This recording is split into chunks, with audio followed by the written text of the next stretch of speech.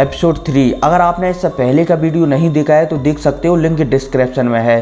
तो बिना किसी देरी के शुरू करते हैं। तो याओ लाओ के पिता याओ हुआओ बेहोश हो जाते हैं और जैसे याओ किंग मतलब कि याओ लाओ की मॉम याओ लाओ के पिता को बेहोश होते हुए देखती हैं तो वहाँ पर वो डर जाती हैं और याओ लाओ के पिता को जगाने की कोशिश करने लगती हैं, लेकिन फिर वो कुछ समय बाद अपने आप को वहाँ पर संभालती हैं और एक बक्सा नुमा अटैची को खोलकर उसमें से कुछ जड़ी बूटियों को निकालकर मतलब कि कुछ गोलियों को निकालकर याओ लाओ के पिता को खिलाने की कोशिश करती हैं, लेकिन याओ लाओ के पिता बेहोश होने के कारण वो गोली नहीं खा सकते थे। इसलिए याओ लाओ की मॉम चलती हैं तो वो अपने मुंह से याओ लाओ के पिता के मुंह में गोलियों को खिला देती हैं। अब गोली याओ लाओ के पिता के अंदर जाते ही उन्हें होश आ जाता है, लेकिन इस बार उनकी हालत बहुत ही ज्यादा खराब थी और तो और उनकी सिर्फ आंखें खुली थी। इसके अलावा वो अपने मुंह से एक शब्द भी नहीं बोल पा रहे थे। और वहीं याओ लाओ की मॉम याओ किंग याओ लाओ से कहती हैं कि अपने पिता का ख्याल रखना, मैं उनके लिए एक टियर 6 की गोली का अरेंजमेंट करने के लिए जा रही हूँ। और वहीं याओ लाओ के पिता याओ हुआओ याओ किंग से कुछ बोलना चाहते थे, लेकिन वो अपने मुंह से एक शब्द भी नहीं निकाल पा रहे थे। और वहीं याओ लाओ की मॉम याओ किंग अपने आप को रोने से रोकती हैं और वो एक गोली को लेने के लिए वहां से चली जाती हैं। अब याओ लाओ की मॉम वहां पर पहुंचती हैं जहां पर एक गोली मिलने वाली थी, लेकिन वहां के द्वारपाल मतलब कि जो बाहर सैनिक खड़े रहते हैं ना, वो याओ किंग को मतलब कि याओ लाओ की मॉम को बाहर ही रोक देते हैं और वो कहते हैं कि कबीले के बुजुर्ग अभी अंदर नहीं है, वो कहीं पर गए हुए हैं। अब यहाँ पर याओ लाओ की मॉम उन द्वारपालों से बहुत बहस करती है, लेकिन वो द्वारपाल याओ लाओ की मॉम की किसी भी बात का जवाब नहीं देते और ना ही उनकी बात मानते हैं। तभी यहाँ से एक और द्वारपाल गुजरता है जो कि इन सैनिकों से अच्छा था, मतलब कि इन द्वारपालों से अच्छा था। वो याओ लाओ की मॉम को पहचान लेता है कि ये याओ हुआओ की पत्नी है। तो वहीं वो द्वारपाल याओ किंग से पूछता है, मतलब कि याओ लाओ की मॉम से पूछता है कि क्या हुआ। याओ लाओ की मॉम यहाँ पर इस द्वारपाल को सारी बातें बताती है कि मेरे हस्बैंड पूरी तरह से घायल हैं और उन्हें बचाने के लिए एक टियर 6 की गोली की आवश्यकता है। और वहीं ये द्वारपाल जब याओ लाओ की मॉम की ऐसी बातें सुनता है तो वो तुरंत याओ लाओ के घर जाता है और उनकी वहां पर हालत देखता है। हालांकि यहाँ ये द्वारपाल एक रैंक 5 की गोली निकालता है और वो याओ लाओ के फादर को खिलाता है। यहाँ पर याओ लाओ के फादर की स्थिति बहुत ही गंभीर थी, लेकिन जो रैंक 5 की गोली थी ना, ये भी याओ लाओ के पिता की वो टेक्निक को पूरी तरह से निरस्त नहीं कर पा रही थी। बस ये याओ लाओ के पिता के जीवित रहने की कुछ समय और बढ़ा सकती थी। अब इतने में ये द्वारपाल जिसका नाम याओ लैन होता है, ये याओ लाओ की मॉम को कुछ जड़ी बूटियों को बताता है कि ये जड़ी बूटियां यहाँ के बड़े परिवारों के पास मिल जाएंगी। अगर आप उनसे ले आते हो तो हो सकता है कि आपको पिता के लिए मतलब कि याओ लाओ के पिता के लिए थोड़ा और समय मिल जाए। तो यहाँ पर याओ लाओ की मॉम याओ किंग भी उन जड़ी बूटियों की नाम की पर्ची ले लेती है और वो याओ लाओ को अपने साथ लेकर उन जड़ी बूटियों को मांगने के लिए चली जाती है। अब यहाँ पर याओ लाओ की मॉम हवा में उड़ती हुई जा रही होती है। याओ लाओ को वो अपनी छाती से चिपकाई हुई थी। हालांकि याओ लाओ अपनी मॉम से यहाँ पर पूछना चाहता था कि क्या पिताजी हमारे ठीक हो जाएंगे क्या, लेकिन जब उसने अपनी मॉम का चेहरा देखा जो कि रोना चाहती थी, फिर भी उसकी आंखों से एक आंसू भी नहीं निकल रहा था, तो उसने कुछ भी नहीं कहा क्योंकि वो अपने पिता की तरह अपनी मॉम की हालत नहीं देखना चाहता था।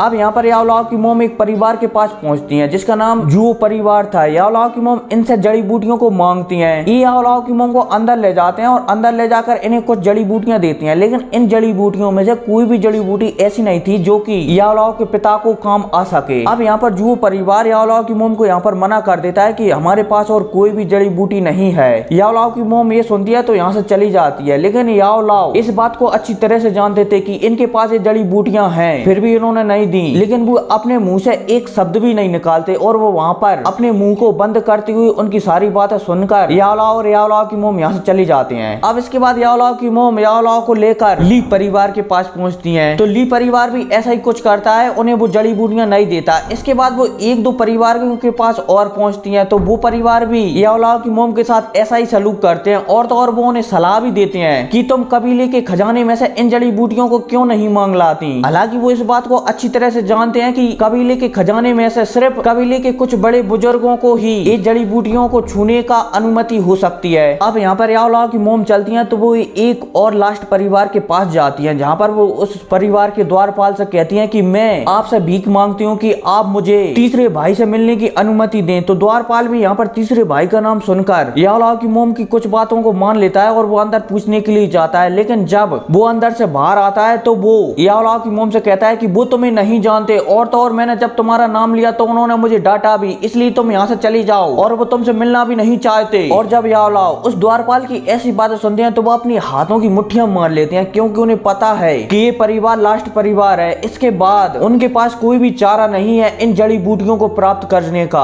अब इतने में द्वारपाल चलता है तो वो यावलाओ के मुंह में धक्का देकर उन्हें दरवाजे से बाहर निकाल देता है और उनके मुंह पर ही दरवाजा जोर से बंद कर देता है। अब यहाँ पर यावलाओ की मुंह दोबारा से अपने आंसुओं को बहने से रोकती है और वो एक और घर में जड़ी बूटियों को मांगने के लिए जाती है। वहां का दरवाजा खुलता है और जब यावलाओ की मुंह उस लेडी को अपनी सारी बात बताती है तो वो लेडी कहती है कि मैं तो सिर्फ एक नौकरानी हूँ, फिर भी मैं तुम्हारी कुछ मदद कर सकती हूँ। तो वो नौकरानी चलती है तो वो अपना सारा पैसा यावलाओ की मुंह को देने लगती है, लेकिन यावलाओ की मुंह समझ जाती है कि इसके पास कुछ नहीं मिलेगा। इतने में उस घर का मतलब कि वहाँ पर भी एक आदमी आ जाता है और वो भी यावलाओ की मुंह पर उस दरवाजे को बंद कर देता है। अब यहाँ पर यावलाओ की मुंह मांगे चलती है जहाँ पर तेज हवा चल रही थी। अब यहाँ पर यावलाओ की मुंह अपने घुटनों के भर बैठती है और वहाँ पर जोर से हंसने लगती है और यावलाओ से कहती है कि ये दुनिया बहुत ही ज्यादा मतलबी है यावलाओ, चलो यावलाओ अब घर चलते हैं हम। अब यावलाओ की मुंह यहाँ पर घर आती है। घर आकर वो देखती है कि जो पहला द्वारपाल है वो गोलियों को रिफाइन कर रहा है और उसने 5 गोलियों को रिफाइन किया है। इतने में वो द्वारपाल यावलाओ की मुंह से कहता है कि मुझसे जो होता बना मैंने वो किया। ये 5 गोली लेवल 5 की गोली है, ये हुआ को सुबह तक जिंदा रख सकती है। मैंने हालांकि एक चील को भेज दिया है कबीले के बड़े बुजुर्गों के पास, अगर हमारी किस्मत अच्छी हुई तो वो सुबह तक यहाँ पर आ जाएंगे। अब यहाँ पर यावलन मतलब कि